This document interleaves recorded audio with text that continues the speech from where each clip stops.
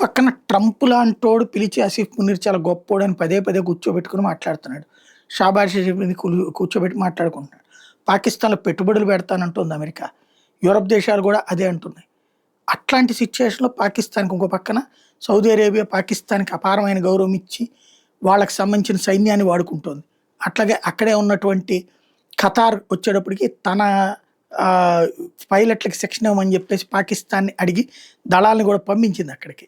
ఇంతగా పాకిస్తాన్ ఈ మధ్యన ఊపందుకుంది, పుంజుకుంది బికాస్ ఆఫ్ అమెరికా. అయితే అట్లాంటి సందర్భంలో అకస్మాత్తుగా పీఓజేకేలో ఉద్యమాలు, పెద్ద ఎత్తున ఉద్యమాలు, చివరికి 50 మంది వరకు పట్టుబడినటువంటి ఉద్యమాలు. ఎవరు? పాకిస్తాన్ సైన్యము, పోలీసు బలగాలు. అదే సందర్భంలో కాల్పులు జరిగినటువంటి సందర్భం.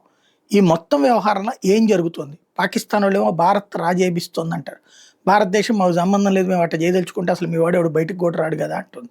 బట్ సంథింగ్ ఏదో జరుగుతోంది పాకిస్తాన్‌లో. అది ఎవరికీ అర్థం కావట్లేదు.